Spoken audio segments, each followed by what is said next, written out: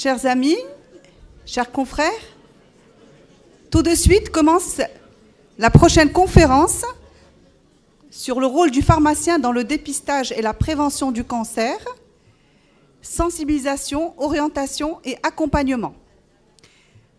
Nous sommes en présence du professeur Nadia Benchkroun, oncologue au centre Mohamed VI pour le traitement des cancers au CHU Ibn Rushd de Casablanca. Bonjour docteur.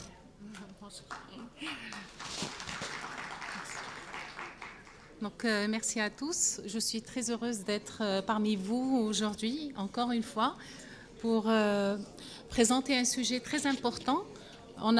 J'ai retenu deux mots comme mes prédécesseurs, donc l'ego et la réglementation. Et vous allez voir que même pour le dépistage, on aura besoin de ces deux éléments. Et donc, on m'a demandé de vous présenter le rôle du pharmacien dans le dépistage.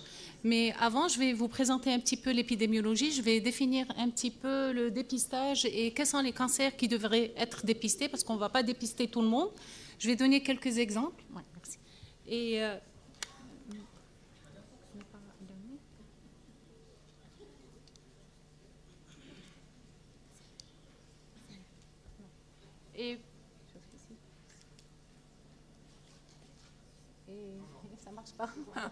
Ça marche pas. Et par la suite, on va parler un petit peu de quelques exemples et on va prendre comme type d'exemple les cancers les plus fréquents. Et bien sûr, se tenir à l'évidence-based. Donc, comme vous le savez, le cancer est un réel problème de santé publique. Donc, il ne cesse d'augmenter, il cessera d'augmenter. Vous allez voir que plus on avancera et plus notre population va devenir un peu plus vieille et on va avoir encore plus de cancers. Les traitements, vous les connaissez, ils sont nombreux. Donc, on a des traitements locaux comme la chirurgie, la radiothérapie et les autres traitements locaux, mais on a aussi les traitements systémiques que vous connaissez tous, notamment la chimiothérapie et l'hormonothérapie. Et ces dernières dizaines d'années, les thérapies ciblées, l'immunothérapie, tous ces traitements peuvent être efficaces ou pas. Ils donnent beaucoup de toxicité, ils altèrent la qualité de vie. Et donc, ça dépend bien sûr du stade où on va diagnostiquer les cancers. Donc, plus on diagnostique les cancers à un stade précoce, moins sera bien sûr la lourdeur de ces traitements. D'où l'intérêt du dépistage. Alors, pour parler du dépistage, il faut connaître un petit peu la population qu'on va dépister. Pour ceux, donc ici, vous avez sur cette diapositive les données de Globocan, où vous voyez que les cancers les plus fréquents sont les cancers du sein.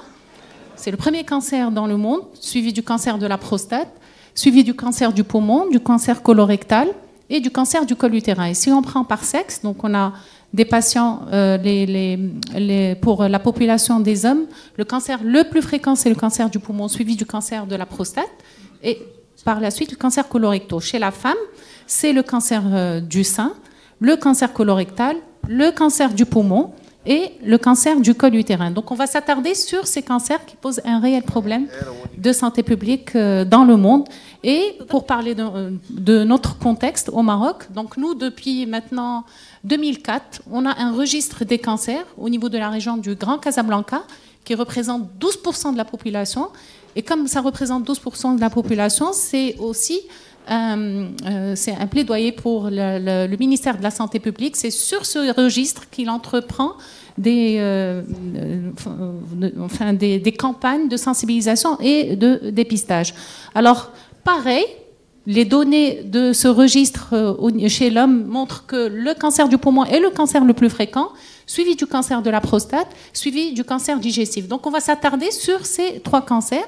Et chez la femme, 39% des cancers de la femme au Maroc sont dus au cancer du sein, suivi du cancer de la thyroïde. Alors, le cancer de la thyroïde, on ne va pas s'attarder dessus. Pourquoi? Parce que c'est un cancer qui n'engendre pas le pronostic ni vital ni fonctionnel. Donc, on va passer aux cancers les plus sérieux, notamment le cancer du côlon et le cancer du col utérin.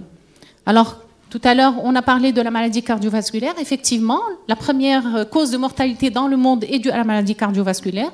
Mais en deuxième lieu, vient tous les problèmes des cancers, d'où l'intérêt de s'activer et voir comment on peut bien sûr réverser cette mortalité qui est extrêmement importante, qui se rapproche beaucoup de la maladie cardiovasculaire.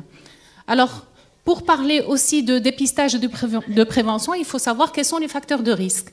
Et quand vous voyez sur ces diapos, pratiquement 90% des facteurs de risque sont des facteurs exogènes. Qui dit facteur exogène, ça veut dire qu'on peut intervenir, nous, vous, la société, tout le monde, pour justement contrecarrer ces facteurs de risque et réduire la mortalité des cancers. Et 5% sont dus à un problème hormonal ou génétique. Donc les facteurs les plus fréquents, vous le savez, le tabagisme, et d'où l'intérêt de vraiment impliquer aussi les pharmaciens dans le sevrage tabagique, parce que vraiment, les médecins seuls ne peuvent pas arriver à cette... Et surtout que les gens sont beaucoup plus proches des pharmaciens que des médecins, notamment pour le sevrage tabagique.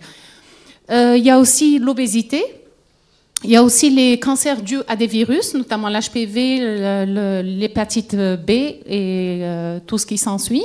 Vous avez aussi la sédentarité, donc les personnes qui restent sédentaires, et puis vous avez les habitudes alimentaires. Et donc vous voyez que si on change tous ces facteurs de risque, on pourrait réduire la mortalité de 20 à 30% bien sûr, en s'activant sur ces facteurs de risque. Donc vous voyez que vous-même, et comme il a dit tout à l'heure, professeur Mini, j'ai beaucoup aimé moi aussi le mot égo, vous pouvez vous être sensible à ces facteurs de risque et faire des campagnes et aider aussi le ministère de la Santé, travailler en commun. On peut travailler en commun, médecins et pharmaciens, pour justement agir, ne serait-ce que sur ces facteurs de risque, que sur la prévention primaire. Et c'est vrai que ces dernières années, la mortalité a baissé. Et donc, cette mortalité a baissé, pourquoi ? Pas uniquement pour les progrès thérapeutiques qui a eu lieu, mais aussi pour le dépistage dans les pays développés. Et vous allez voir que nous, on est encore très, très, très loin dans le cadre de ce dépistage. Alors, on a aussi un plan cancer. On n'a pas que... un registre des cancers. On a un plan cancer qui a été fait par la Fondation Lela Selma et le ministère de la Santé. On avait une première édition qui était de 2010 et 2019. Maintenant, on a une nouvelle édition où on a vraiment 5 ans de recul. Et on a 4 axes de prédilection. Donc, comme vous voyez, la prévention, le dépistage et la détection précoce, le diagnostic et les traitements et les soins palliatifs. Donc nous, ce qui nous intéresse aujourd'hui, c'est de parler de prévention et de dépistage. Et pourquoi ? Parce que vous allez voir que on peut pas, il faut contextualiser. On ne peut pas prendre ce qui se fait ailleurs et se dire non, on doit le faire chez nous. On va voir que c'est pas possible. On n'a pas les mêmes moyens, on n'a pas les mêmes approches. Mais par contre, on a au moins une relation qu'on peut nouer avec les pharmaciens pour aider à ces campagnes que fournit le plan national de prévention et de contrôle. Donc la prévention primaire, c'est quoi les axes de la prévention primaire de ce programme national et c'est hyper important que vous le sachiez parce que si vous voulez vous impliquer dans quelque chose, il faut savoir ce que décide d'abord le ministère pour le Maroc. Donc on ne peut pas aller à contre-courant, il faut savoir ce que veut le ministère pour le Maroc et impliquer les gens à suivre bien sûr ce que veut le ministère. Donc ce que veut le programme, c'est consolider le programme de lutte contre le tabagisme. Donc on essaye de maintenant généraliser le sevrage tabagique. Vous allez me dire la loi anti-tabac n'est pas passée, mais là on est sous la pression d'autres personnes. Il faut réduire bien sûr l'alimentation riche en graisse animale et bien sûr augmenter une alimentation saine. Il faut promouvoir l'activité physique. Il faut réduire bien sûr la consommation d'alcool et surtout on peut intervenir aussi dans le cancer du col. Tout à l'heure on a parlé de vaccination. Donc la vaccination a commencé il y a 2 ans et le programme est en cours de réalisation en espérant qu'il aboutisse. Et bien sûr contrôler les autres cancers liés au virus, notamment l'hépatite B.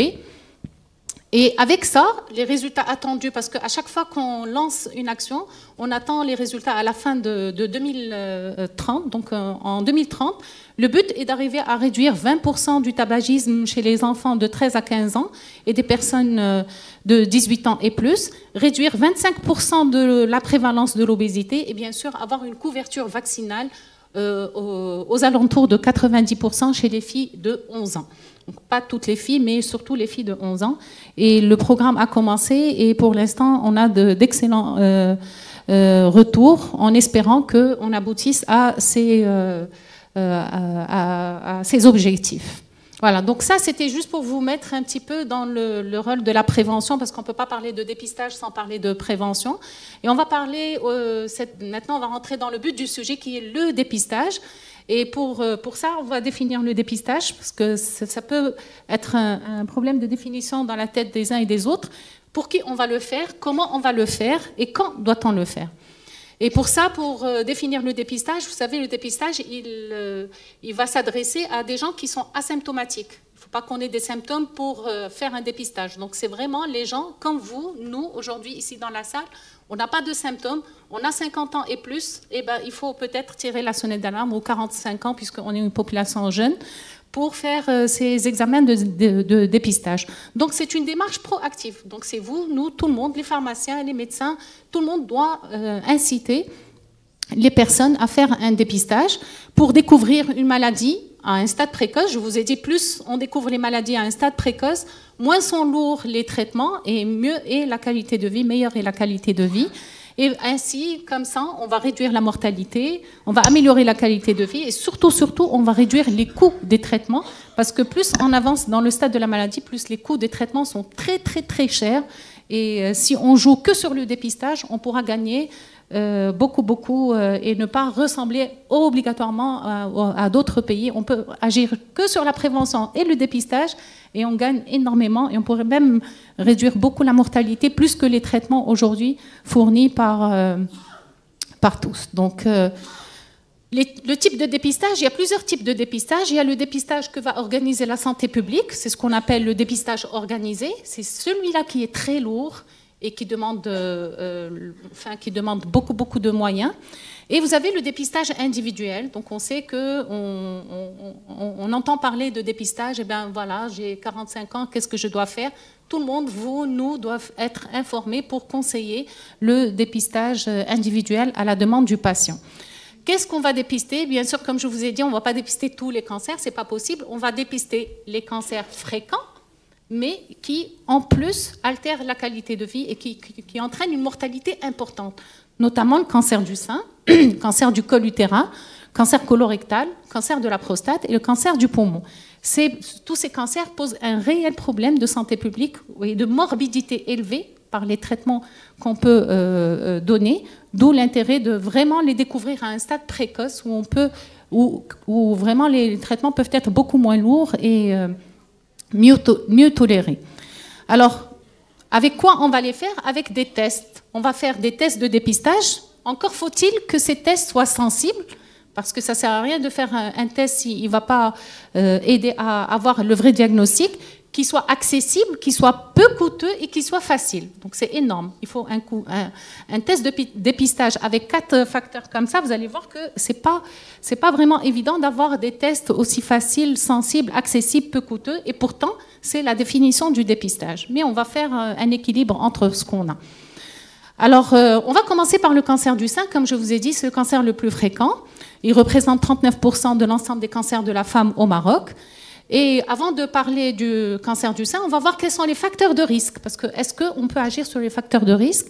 Et comment on peut faire le dépistage en fonction des facteurs de risque? Parce qu'on ne va pas dépister les gens de la même manière. Donc vous avez la population générale. C'est ce qu'on appelle le risque modéré, qui représente pratiquement 70% des femmes. C'est la femme de plus de 50 ans. À partir de 50 ans, chez nous, on a préconisé 45 ans. Il faut que la femme soit consciente qu'elle doit aller se faire dépister. Donc, il faut que le ministère de la Santé convoque les femmes au-delà de 45 ans pour venir faire un dépistage. Bon, ça ne se fait pas réellement comme ça chez nous, mais je vais vous montrer comment ça se fait. En tout cas, ça se fait comme ça dans les pays développés. Avec ça, bien sûr, ça ne marche pas toujours. Je vais vous montrer qu'il y a quand même le pour et le contre. En tout cas, les femmes concernées, ce sont les femmes au-delà de 45 ans. Et les facteurs de risque de ces femmes, c'est surtout des facteurs extrinsèques, notamment les œstrogènes qu'on peut prendre, donc la pilule pendant une longue durée, ou alors les traitements substitutifs de la ménopause pendant une longue durée, et des facteurs intrinsèques. Une femme qui a une ménarche précoce et une ménopause tardive, c'est-à-dire une fenêtre œstrogénique longue, et ben cette femme est plus à risque de faire un cancer du sein qu'une autre femme normale. Une femme qui n'a jamais allaité, ou une femme qui va allaiter tardivement. Pourquoi? Parce que son sein va rester immature, parce que la maturité du sein n'est obtenue qu'après le premier allaitement. Donc là aussi, c'est un facteur de risque de cancer du sein. Et il y a bien sûr l'alcool, le surpoids, la sédentarité, le tabac. Ces facteurs qui sont des facteurs de tous les cancers en transversal. Et vous avez donc pour cette catégorie, on va faire ce qu'on appelle un dépistage organisé. Vous avez une deuxième catégorie où le risque est très élevé. C'est pas ce qui nous concerne aujourd'hui parce que ces femmes doivent être, on va dire, surveillées d'une manière très très pointue. Ce sont les femmes qui ont des antécédents de cancer ou de lésions atypiques, des antécédents de radiothérapie sur la paroi, ou c'est des femmes qui sont connues avoir un gène de BRCA, de mutation. Donc ces femmes, elles ont un dépistage qui est spécifique. Et je vais vous montrer un petit peu ce que c'est que la différence. Donc voilà, la différence est là. Bon, les femmes à risque faible, c'est toutes ici présentes, on espère. Donc ce sont les femmes qui doivent avoir dans la tête qu'elles doivent s'auto-examiner une fois par mois, juste après les règles. Donc elles doivent s'auto-examiner. Donc la femme doit être consciente qu'à partir de l'âge de 35 ans, et je suis sûre que si je demande à la salle, je pense que ça, c'est pas quelque chose qui vient à l'esprit de se faire examiner, de s'examiner. C'est vraiment l'auto-examen une fois par mois à partir de l'âge de 35 ans. Et une fois par an par un professionnel de la santé, et puis la mammographie tous les 2 ans. Ça, c'est le dépistage courant des femmes, de toutes les femmes au-delà de 45 ans. Les femmes à haut risque, je ne vais pas rentrer dans le sujet parce que c'est une surveillance à part. Il faut une IRM, c'est des femmes à très très haut risque. Donc nous, on va parler de la catégorie des femmes à risque faible ou modéré, où l'auto-examen est extrêmement important. Et pourquoi? Parce que justement, le dépistage par mammographie, comme vous le savez, il est très controversé dans les pays développés. On a les bénéfices et on a les controverses, on a les limites. Les bénéfices, c'est qu'on a effectivement des diagnostics d'un stade précoce, on a moins de mastectomie, moins de chimiothérapie, mais les limites, c'est qu'on est en surdiagnostic. Et vous pouvez imaginer chez nous, si on est en surdiagnostic avec le nombre de professionnels de la santé qui est bas, on ne va pas trouver un équilibre. On a des surtraitements, on a beaucoup de faux positifs, 20%, et on a en plus des irradiations des seins. Donc là, il y a vraiment une controverse de ce dépistage par mammographie. Et pourtant, c'est tout ce qui se fait encore partout dans le monde, c'est le dépistage par mammographie. Maintenant, on est en train de développer des tests, des gènes, des tests salivaires, comme ce qu'on appelle des NGS salivaires, pour voir quelles sont les catégories de femmes pour lesquelles il faut faire un dépistage, par exemple, tous les 4 ans, ou au contraire, rapprocher le dépistage. Et ça, peut-être, ça va aider à ne plus avoir cette controverse de dépister tout le monde de la même manière par des mammographies qui, peut-être, n'est pas nécessaire pour tout le monde de la même manière. Alors, nous, au Maroc, qu'est-ce qu'on a choisi? Qu'a choisi le ministère de la Santé avec la Fondation Lel Lesleman. On est conscient que la mammographie, c'est vraiment un examen qui est sensible, mais qu'on ne peut pas faire pour tout le monde parce qu'on a un problème de ressources de radiologues et de techniciens qualifiés. Et donc, ce qu'a préconisé la Fondation avec le ministère, c'est l'examen clinique spécifique. Donc, et cet examen clinique des seins réduit, donc on le sait par des études randomisées, on sait qu'il réduit de manière très significative les stades avancés, même si peut-être qu'on n'a pas encore démontré le rôle sur la mortalité, mais on est sûr qu'au moins on découvre les femmes à un stade précoce. Donc l'OMS, pour les pays en voie de développement, a décrété que l'examen clinique des seins est vraiment une alternative prometteuse pour des pays comme le nôtre. Et donc c'est ce qu'a choisi c'est ce que a été choisi au Maroc. Mais bien sûr, ça ne veut pas dire qu'on ne fait pas de mammo, ça veut dire que dès qu'on a une suspicion de quelque chose, la femme rentre bien sûr dans le chemin de la mammographie et des biopsies. Donc l'autopalpation à elle seule détecte 80% des nodules. D'accord? Donc ça, c'est extrêmement important et c'est pour ça que ce qu'on veut vous présenter, c'est ce tampon, c'est ce coussin qui va aider à l'autopalpation des seins. Et donc, si vous voulez avoir plus d'explications, vous pouvez passer par les stands de chez Cooper.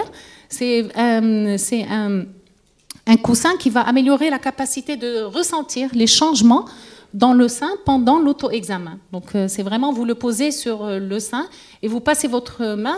En tout cas, ça améliore de 70% la détection des masses par rapport à la main nue. D'accord ? Il peut être réutilisé pendant 2 ans. Il y a usage personnel. Et donc, avec ce coussin, la femme va prendre conscience qu'elle a quelque chose à faire. Donc, c'est comme s'il rappelle la femme à son auto-examen. Donc, il augmente la confiance chez la femme de s'auto-examiner. Donc, vraiment, c'est quelque chose qui pourrait aider beaucoup dans la sensibilisation de la femme, dans sa prise de conscience à faire cet auto-examen. Voilà, il est en plus FDA approved, donc moi je demande à toutes les femmes ici présentes, si à partir de l'âge de 35 ans, à s'en procurer un. Ça coûte pas cher, autour de 200 dirhams, ou je pense, je sais pas, je connais pas le prix, et de se l'auto-procurer pour elle et pour toutes les personnes autour, pour justement apprendre. Et si vous ne savez pas, donc vous pouvez demander. Et ça, c'est aussi le rôle du pharmacien. Pourquoi pas aider justement à promotionner ce coussin et aider les femmes à s'auto-examiner, ne serait-ce que la prise de conscience. Alors, on va passer au deuxième cancer de la femme, qui est un cancer aussi qui est très fréquent et qui aussi reste vraiment un problème de santé publique au Maroc. Comme vous le savez, il est dû à un virus qui est l'HPV.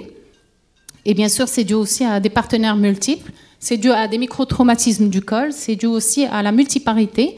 Donc, c'est dû à vraiment des facteurs traumatiques. Et l'examen pour le dépistage, c'est essentiellement le frottis cervico-vaginal avec le typage HPV tous les 3 ans. Mais ce que recommande là aussi, c'est un examen qui est le plus sensible pour dépister le cancer du col. Mais nous, au Maroc, on ne va pas pouvoir le réaliser pour toutes les femmes. Et donc, le Maroc a décidé de faire ce qu'on appelle une inspection visuelle à l'acide salicylé. Et en cas de lésion, on va la biopsier. Et s'il y a un problème, on va envoyer la patiente pour une colposcopie et le reste des investigations. Mais pourquoi pas avoir, parce que ces tests commencent à se vendre aussi en pharmacie dans les pays développés, et les femmes peuvent s'auto-faire le frottis cervico-vaginal. Peut-être un jour, on aura ces examens à la portée des pharmaciens et pour justement augmenter le dépistage du cancer du col au Maroc. Alors, on va passer à un troisième cancer qui est vraiment un cancer qui est très fréquent et qui, en plus, lui aussi, entraîne un problème de santé publique. Je vous ai dit que c'est le 3e cancer chez l'homme et c'est le 4e cancer chez la femme. Donc, ce qui est bien dans le cancer du côlon, c'est qu'on n'a pas un cancer du côlon du jour au lendemain. C'est pas possible. Donc, c'est une histoire de la maladie. Donc, entre l'adénome que vous voyez sur votre gauche, le schéma, et l'apparition de cancer, il faut au moins 10, 15, 20 ans. D'accord ? Donc, donc, le dépistage ici va servir énormément. Donc, il suffit qu'on détecte des sangs dans les selles. Alors, sang dans les selles ne veut pas dire cancer. Et c'est ça ce qu'il faut dire aux patients, si vous voulez promotionner les tests que je vais vous dire. Sang dans les selles veut dire on doit aller s'examiner, on doit pousser les investigations. Mais ça ne veut pas dire que c'est un cancer. Mais au moins, ça peut être un cancer, ça peut être un ulcère, ça peut être des hémorroïdes, ça peut être des polypes, ça peut être une colite. Donc, on peut avoir aussi d'autres symptômes qui peuvent accompagner le saignement. Donc, juste pour lever cette crainte, c'est-à-dire que quand on va demander aux gens de faire ce test, ce n'est pas obligatoirement pour trouver quelque chose de grave, c'est juste pour tirer la sonnette d'alarme. Alors, les facteurs de risque, c'est des facteurs alimentaires, c'est l'alimentation riche en graisse animale, c'est aussi l'obésité, c'est la sédentarité. Donc, en plus, l'alimentation et la sédentarité, si on fait les deux, donc là, vraiment, le risque est très, très augmenté. Et puis, on a quelques patients, 5 à 10% des patients avec des facteurs familiaux, donc notamment MSI. Donc, on a des gènes spécifiques de maladies colorectales. Donc, moi, je ne vais pas m'attarder par rapport à... C'est toujours tout ce qui est familial, c'est très lourd. C'est vraiment le concept des personnes spécialisées. On va rester dans la population générale où les facteurs de risque sont plutôt alimentaires, obésité et sédentarité. Alors, au Maroc, le grand problème qu'on a, c'est qu'on diagnostique 70% des patients en général à un stade très, très avancé. Stade 3, stade 4, c'est-à-dire qu'on est à un stade métastatique où les traitements sont très lourds, la qualité de vie est très, très faible et en plus, les chances de guérison sont très, très, très faibles. Et vous voyez, le stade 1, le stade où normalement on va avoir que la chirurgie et rien derrière, ni chimiothérapie, ni rien du tout, ne représente que 4%. Donc vraiment, ceci doit s'inverser. C'est pas le cas dans les pays développés. On est presque à 30, 20 et 50. Donc il faut vraiment inverser ces chiffres et pour les inverser, bien sûr, il y a plusieurs choses à faire. Voilà. Donc là, c'est juste pour vous montrer que la survie chez les patients à un stade 1 est de 90%, alors que dans les stades 4, elle est de moins de 15%. Pratiquement tous nos patients meurent à un stade 3 ou 4, alors que les patients diagnostiqués à un stade 1 sont vivants et ce sont des longs survivants. Alors, comment faire le dépistage du cancer colorectal? Alors, pour la population sporadique, nous tous ici, donc on ne va pas parler à ceux à risque élevé et très élevé, pour toute la population à partir de l'âge de 45 ans chez nous, dans la littérature c'est 50 ans, on va préconiser le test de recherche de sang dans les selles dans le cadre d'un dépistage organisé. Donc ça, on ne l'a pas au Maroc, mais on peut le promouvoir de manière individuelle. Maintenant qu'on a les tests, on remercie d'ailleurs Cooper d'avoir pensé à cette initiation, parce que juste comme ça, on va, comme je vous ai dit, prendre conscience du dépistage du cancer colorectal et pouvoir inciter les gens à faire plus de dépistage. Je vais vous montrer, le test est très très simple. Pour les risques élevés, bien sûr, on va orienter les patients chez leur gastro-entérologue pour une colonoscopie directe. Donc, avec ça, juste avec ces tests, si on arrive à faire ces tests dans les selles, chez 50 à 60% de la population, et si derrière les 60%, 80% font leur colonoscopie, on arrivera à réduire 15% de la mortalité, ce qui est énorme pour le cancer colorectal. On est loin, loin. Alors ici, je vous ai montré les standards de la NCCN. Qu'est-ce qu'elle recommande? Donc, on a plusieurs examens pour le dépistage du cancer colorectal. On a la colonoscopie, on a les tests fécaux, donc le fécal test, on a le test d'ADN au niveau fécal, et on a la rectosigmoïdoscopie et on a le coloscan. Mais attention, je vous ai dit que le test doit être sensible, accessible, peu coûteux et facile. Colonoscopie, c'est le meilleur test, c'est le test le plus sensible. Mais ce n'est pas un test accessible, il n'est pas peu coûteux et il n'est pas facile. Pourtant, c'est le meilleur test. Donc, est-ce qu'on va le faire tout le temps? Non. Donc, je vais vous montrer dans les recommandations quand est-ce qu'on va le faire. Les tests fécaux, donc, ce sont des tests très, très simples, qui sont accessibles, qui sont peu coûteux et faciles. Donc, s'il y a quelque chose à promotionner, c'est vraiment les tests fécaux. L'ADN fécal est aussi un test qui est très, très sensible, mais qui reste très coûteux. Et vous avez la rectosigmoïdoscopie, coloscan, qui aussi sont très coûteux. Donc, la colonoscopie, quand on va la faire, si on ne trouve rien, on va la redemander 10 ans après. Ce n'est pas la peine de refaire les colonoscopies. Mais entre-temps, on ne va pas se croiser les bras, on va faire les tests fécaux. Donc, les tests fécaux, vous avez le Gaillac test, vous avez le FIT et vous avez l'ADN. Donc, l'ADN, je vous ai dit, c'est cher. Nous, par exemple, au Maroc, on ne peut pas promotionner pour le dépistage ce test parce qu'il coûte très, très cher. Mais on peut au moins promotionner le Gaillac ou le FIT. Et je vais vous montrer le Z-test. Il ressemble beaucoup au Gaillac. Donc, c'est un test qui comprend ici, comme vous le voyez, 5 tampons. Le premier tampon, vous allez le mettre dans la cuve pour voir s'il n'y a pas de saignement dans la cuve. S'il n'y a rien, vous tirez la chasse. Et vous avez 3 tampons pour faire votre test. Donc, la personne va faire ses selles dans la cuve. On va mettre le premier tampon, le deuxième, le troisième. Si tout est négatif, il faut s'assurer que les tampons ont marché. Donc, on va prendre le dernier tampon, on va mettre la solution dans la cuve et on va mettre un 5e tampon. Et si là, le test est positif, si le 5e tampon est positif en l'absence des selles, ça veut dire que les autres étaient vraiment négatifs. Donc, c'est vraiment quelque chose de très, très facile. Vous pouvez passer par le stand de Cooper, ils vont vous expliquer encore davantage. En tout cas, bien sûr, il faut pas le faire chez quelqu'un qui est sous aspirine, parce que bien sûr, automatiquement, on aura des saignements, ni des anti-inflammatoires, corticoïdes et des pommades rectales. Et c'est un test qui peut énormément aider au dépistage au Maroc. C'est un test qui ne coûte pas cher, qui coûte 200 dirhams et que vous pouvez répéter une fois par an pour les patients. Et en cas de saignement, bien sûr, le patient va être orienté pour une colonoscopie ou pour au moins un examen pour voir si c'est des hémorroïdes. Ben, on ne va pas pousser, mais si c'est autre chose, au moins il sera, qu'est-ce qu'il a, une colite, une inflammation, il sera pris en charge. Alors, est-ce qu'on a de l'evidence-based? Est-ce que ces tests ont été prouvés? Oui, on a de la littérature derrière, que ces tests, au moins, ils sont aussi sensibles que le Gaillac test, mais ils sont meilleurs pour la préférence des patients, parce que le Gaillac, le patient doit mettre ses selles dans le test et après, il doit adresser ses selles au laboratoire. Donc, et ça déplaît au patient, alors que ce test, c'est le patient qui va le faire chez lui et c'est lui qui va avoir les résultats d'une manière instantanée. Donc vraiment, pour la préférence des patients, les patients préfèrent nettement le Z-Detect plutôt que le GAIAC. Voilà, donc surtout, il ne va pas détecter les cancers, et ce n'est pas le but. Ici, c'est détecter un saignement et derrière, voir s'il y a un cancer. Donc, il a vraiment une sensibilité très, très, très élevée pour la détection des adénomes.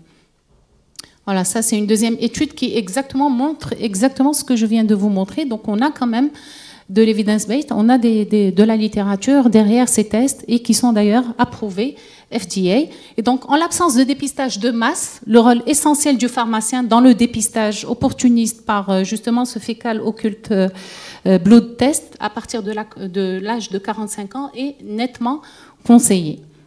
Voilà, donc je pense que j'ai fini avec le cancer colorectal. On va passer au cancer de la prostate, qui est aussi le cancer le plus fréquent chez l'homme, pas chez nous, le cancer dans le monde, mais chez nous, c'est le cancer du poumon suivi, c'est le deuxième cancer. C'est vrai que le cancer de la prostate, c'est pas quelque chose qui tue, d'accord? Donc c'est pour ça que dans aucune recommandation, vous n'allez trouver un dépistage systématique. Donc c'est plutôt un dépistage individuel. À partir d'un certain âge, de 55 ans et plus, on va demander à des hommes de faire des dosages de PSA. Et le premier PSA est très parlant, parce que si le premier PSA dépasse 2, donc là, on préfère répéter les tests. S'il est de moins de 1, là, on sait que c'est un patient qui n'a pas besoin de faire des PSA réguliers. En tout cas, le Fortel test, c'est un autre test qui a été aussi introduit par les laboratoires Cooper. C'est un test immunochromographique très sensible. Il utilise des anticorps monoclonaux pour détecter le PSA. C'est aussi un test très facile parce qu'il est à usage à domicile. On n'a pas besoin de cabinet ou dans le cabinet médical. C'est un test qui est très très rapide et il permet un dosage qualitatif du biomarqueur du PSA. Alors comment on fait? Donc là vous avez le test. Vous avez dans le test le petit crochet bleu, c'est justement pour se faire piquer. Vous avez le compte-gouttes pour prendre quelques gouttes de sang. Et vous avez bien sûr le test en lui-même pour mettre les gouttes dans le sang. Donc on commence par se laver les mains, récupérer le kit, piquer le doigt, récupérer un peu de sang dans le compte-gouttes qu'on va mettre dans la première fonte rouge. On va laisser 90 secondes et puis on va mettre la solution pour qu'il y ait justement pour qu'il y ait réaction chimique. Et on va avoir bien sûr après 10 minutes le résultat. Quand vous avez ce résultat devant vous, donc vous avez le contrôle et vous avez le test. Le contrôle est rouge, le test est négatif, donc le résultat est négatif. Quand vous avez le contrôle qui est rouge et le test est positif, le test est positif. Par contre, quand vous avez tout blanc, ça veut dire que le contrôle n'a pas marché et on ne peut pas prendre en considération le test. Et pareil, quand on a le test qui est positif, le contrôle qui n'est pas là, on ne peut pas bien sûr prendre en considération ce test. Donc ces résultats sont invalides. On va retenir que celui du milieu, le résultat est positif, ça veut dire que le PSA dépasse 4. Donc c'est un test qui ne montre pas forcément un cancer de la prostate, mais c'est un test qui montre que la prostate est malade. Donc ça peut être une hyperplasie, ça peut être un cancer, le patient doit aller consulter dès que le test est positif. Donc là, il ne va pas remplacer le test sanguin, il va juste peut-être augmenter. C'est-à-dire qu'on a toujours cette appréhension d'aller voir le médecin, prendre une ordonnance, faire son PSA au laboratoire le matin. Et là, ce sont des tests qui sont faciles et qui peuvent se faire à domicile et aider énormément à cette prise de conscience de faire son PSA comme on le veut. Voilà, donc j'ai fini avec le cancer de la prostate. On passe au cancer du poumon, qui est un cancer le plus fréquent. C'est aussi le cancer le plus fréquent chez nous, chez l'homme. Et vraiment, c'est un cancer qui pose un réel problème de santé publique parce qu'on a tant essayé. C'est vrai qu'on a beaucoup de médicaments aujourd'hui pour traiter le cancer du poumon, mais ça reste quand même le cancer le plus mortel. Et s'il y a quelque chose à faire, bien sûr, c'est chez les gros tabagiques, au-delà de 30 paquets à l'année, à partir de l'âge de 55 ans, faire ce qu'on appelle le scanner low dose. Et là, encore une fois, on peut pas, on est dans un pays où on ne peut pas faire le scanner low dose 3 ans de suite pour toute la population tabagique. C'est pas possible, on n'a pas les moyens pour le faire. Et donc la seule chose, c'est justement les modifications de mode de vie et surtout le sevrage tabagique. Le sevrage tabagique à lui seul réduit de 50% la maladie coronarienne, de 30 à 50% le cancer et de 20% bien sûr la mortalité en général. Et le rôle, moi je pense que le rôle du pharmacien est énorme dans le sevrage tabagique et donc on devrait travailler ensemble pour trouver des créneaux, pour trouver quels sont les meilleurs moyens, ne serait-ce que par les gommes que vous pouvez apporter, ne serait-ce que par la sensibilisation. Donc il y a un temps de pharmacien pour justement la prévention primaire. Le dernier cancer, c'est le cancer de la peau. Pourquoi je l'ai dit? Parce que justement, encore une fois, les gens sont très très proches des pharmaciens, beaucoup plus que le médecin.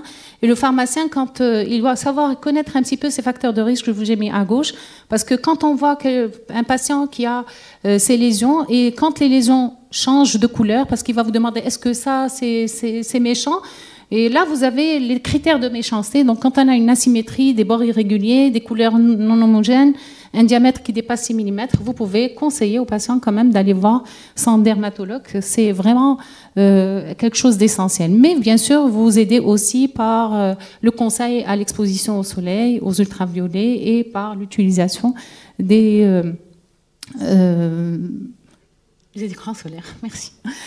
Voilà, donc j'ai bientôt fini. Pour ici, juste vous montrer, tout à l'heure, j'ai entendu parler de l'expérience canadienne. Je pense que les Canadiens sont partis très très loin sur le rôle du pharmacien dans la société. Et là aussi, c'est une revue systématique qui montre l'intérêt des pharmaciens dans le dépistage des cancers en général. Et sur les 12 études, quand même 6 études ont influencé le comportement des patients en utilisant justement ces tests que je viens de vous présenter. C'est vrai qu'on ne connaît pas encore l'impact à atteindre le diagnostic de cancer, mais quand même, ça sensibilise la population à cette maladie qui reste quand même mortelle. Voilà, donc pour moi, l'implication des pharmaciens dans le dépistage passe d'abord par la bonne connaissance des facteurs de risque et des symptômes des cancers, surtout les plus fréquents, parce que c'est eux qu'on va dépister. La connaissance du programme national de lutte contre le cancer, parce qu'on ne peut pas travailler chacun dans son côté, il faut travailler ensemble avec le ministère de la Santé. Il faut connaître les lignes directives, qui devrait bénéficier du dépistage, à quelle fréquence, quelles mesures diagnostiques utiliser. Et bien sûr, pourquoi pas mener des études au Maroc de faisabilité de dépistage pharmacien-médecin avec une organisation structurée pour aider justement à la sensibilisation et le dépistage de la population, surtout dans un pays où on n'a pas de dépistage de masse. Donc en conclusion, pour moi, les pharmaciens ont un rôle majeur dans la détection précoce et la prévention. Il faut intégrer le dépistage des cancers dans votre pratique grâce aux tests qui vous sont aujourd'hui offerts par le test EZ-Test, Fortel PSA et Overpath, qui sont des outils qui sont vraiment faciles et accessibles. Nécessité d'un engagement de tous les professionnels de la santé et bien sûr de grandes campagnes médiatiques pour justement aider à faire bouger un peu les choses au Maroc. Et je vous remercie.